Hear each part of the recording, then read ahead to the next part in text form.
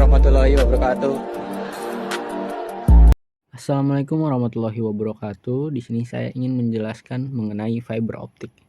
Yang pertama ada pengertian. Jaringan serat optik adalah teknologi telekomunikasi berkecepatan tinggi yang mengandalkan transmisi data melalui serat optik yang merupakan urutan tipis kaca atau plastik yang mampu membawa data menggunakan sinyal cahaya. Serat optik cenderung stabil dalam penggunaannya dan jarang sekali mengalami gangguan sebab tidak membawa arus listrik serta tak dipengaruhi oleh elektromagnetik. Lalu ada bagian. Bagian yang pertama adalah bagian inti atau core. Core ini merupakan bagian inti, umumnya merupakan komponen yang terbuat dari kaca. Terdapat gelombang cahaya yang kemudian akan dipancarkan melalui transducer dari titik ke titik lain. Disinilah proses yang nantinya akan menghasilkan indeks bias. Lalu yang kedua ada cladding. Cladding merupakan bagian yang menyelubungi lapisan inti core pada serat optik. Ukurannya 5-250 mikrometer. Fungsi cladding tidak hanya sebagai lapisan pelindung inti serat optik saja, tapi juga untuk melindungi gelombang cahaya. Lapisan coating atau buffer. Lapisan ini terbuat dari bahan plastik dengan sifat elastis yang gunanya untuk melindungi lapisan bagian dalam.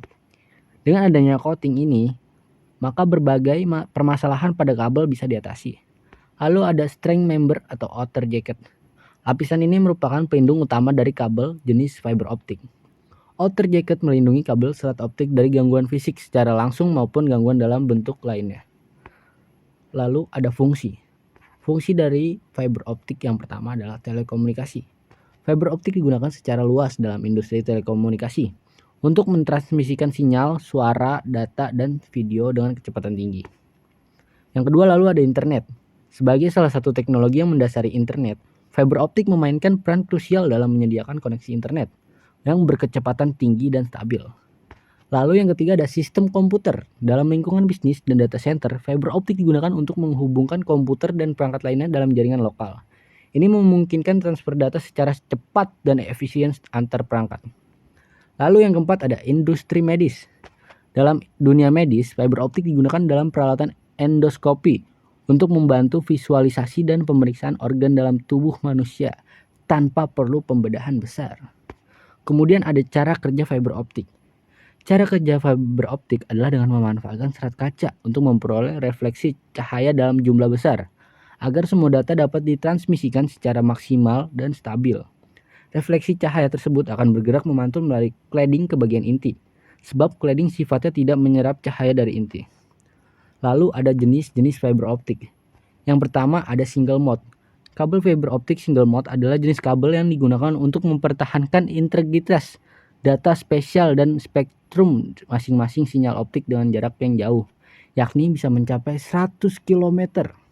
Kabel ini memiliki bagian inti core kecil dengan diameter sekitar 0,00035 inch atau 9 mikron. Kabel single mode berfungsi untuk mengirimkan sinar laser inframerah serta melakukan transmisi cahaya secara tunggal. Lalu yang kedua ada multimode. Jenis kabel fiber optik yang satu ini lebih digunakan untuk tujuan komersial.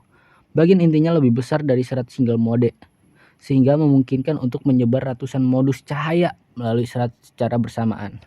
Selain itu, diameter pada kabel multimode memiliki serat inti lebih besar, yaitu 0,0025 inch atau 62,5 mikron. Fungsi dari kabel fiber optik multimode adalah untuk mengirimkan sinar laser inframerah. Ya, lalu ada keuntungan dari fiber optik. Keuntungan yang pertama adalah memiliki kecepatan yang tinggi. Lalu yang kedua, jarak transmisi yang lebih jauh. Ketiga, efisiensi penggunaan ruang. Keempat, lebih aman karena fiber optik menggunakan gelombang elektromagnetik sebagai penghantar sinyal. Yang kelima, bebas dari gangguan sinyal. Sinyal elektromagnetik lebih sulit untuk terganggu sumber interferensi eksternal. Lalu yang terakhir ada kekurangan dari fiber optik. Yang pertama adalah biaya lebih mahal. Kedua, penempatan kabel tidak boleh sembarangan. Ketiga, proses pemasangan kabel fiber optik terbilang rumit sehingga butuh kesabaran dan ketelitian. Ya, mungkin segitu saja yang bisa saya sampaikan mengenai fiber optik. Sekian dari saya. Wassalamualaikum warahmatullahi wabarakatuh.